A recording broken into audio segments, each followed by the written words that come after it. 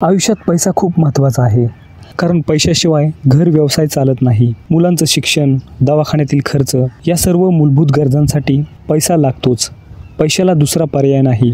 मग मला सांगा, जर एखाद्याने खूप कष्टाने कमवलेला पैसा जर असाच वाया चालला, नको त्या गोष्टींवर खर्च होऊ लागला, तर तुम्ही केलेल्या कष्टाचे काही चीज होत नाही.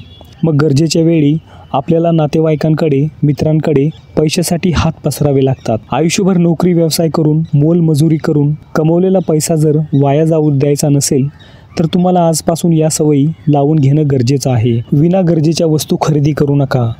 ज्या वस्तू तुमच्या दैनंदिन जीवनात महत्त्वाच्या आहेत, त्या जर तुमच्याजवळ असतील, तर तुम्हाला इतर आणखी वस्तू खरेदी करण्याची काहीच गरज नाही. तर अशाच वस्तू आपण खरेदी केल्या पाहिजेत, ज्यांची आपणास खरंच गरज वाटते. विनाकारण पहिली वस्तू घरात पडून असताना दुसरी विकत घेऊ नये. समाजात आपण अशा लोकांना पाहतो, जे दारात चांगली टू व्हीलर उभी असताना दुसरी टू व्हीलर खरेदी करतात. एक चांगला मोबाईल जवळ असताना नवीन खरेदी करतात व त्यांचे हप्ते फेडत बसतात. हेच पैसे आपण जर आणखी वस्तूंवर खर्च न करता चांगल्या ठिकाणी गुंतवले, तर त्याचा चांगला परतावा तुम्हाला मिळेल. बाहेरचे खाणे बंद करा. बाहेरचे खाणे ही सध्याची जणू फॅशनच झाली आहे. काही लोक घरी जेवण बनवले असले तरी बाहेर जाऊन काहीही खातात. बाहेरचे खाणे हे सर्वसामान्य लोकांना परवडण्यासारखे नसते. महागाईमुळे खाद्यपदार्थांचे दर सध्या खूप वाढले आहेत. बाहेरचे हॉटेलमधील जेवण हे खाण्यास रुचकर असते, त्यामुळे ते खाण्यास आवडते. परंतु काही हॉटेलमधील अस्वच्छता, भेसळयुक्त अन्न, हलक्या तेलात तळलेले पदार्थ खाणे आरोग्यास हानिकारक असते. त्यामुळे महागडे जेवण जेवायला पैसे तर जातातच, परंतु आजारी पडल्यावर दवाखान्यात सुद्धा पैसे घालवावे लागतात. पूर्ण ज्ञान घेतल्याशिवाय पैसे कशात गुंतवू नका.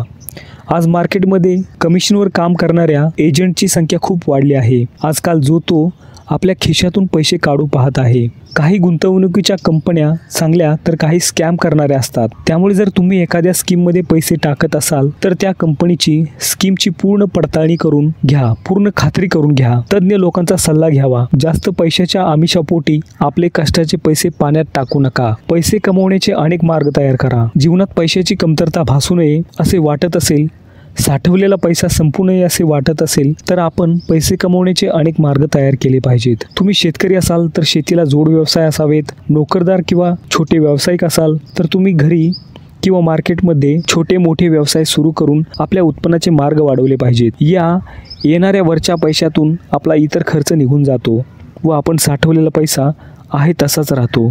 वस्तू साहित्य खरेदी करताना 4 दुकानात चौकशी करा. काही वेळा वस्तूंच्या किमती प्रत्येक दुकानात वेगवेगळ्या असतात. एखादी वस्तू जर खरेदी करायची असेल, तर त्या वस्तूची किंमत एका दुकानात जास्त तर एका दुकानात खूप कमी पाहायला मिळते. त्यामुळे दुकानदाराच्या गोड बोलण्याला भुलू नका. वस्तूच्या योग्य किमतीपेक्षा जास्त पैसे देऊन वस्तू आणू नका. शक्यतो ब्रँड कंपनीच्या वस्तू विकत घ्या, म्हणजे ती वस्तू पुन्हा पुन्हा खरेदी करावी लागणार नाही व तुमचे पैसे वाया जाणार नाहीत.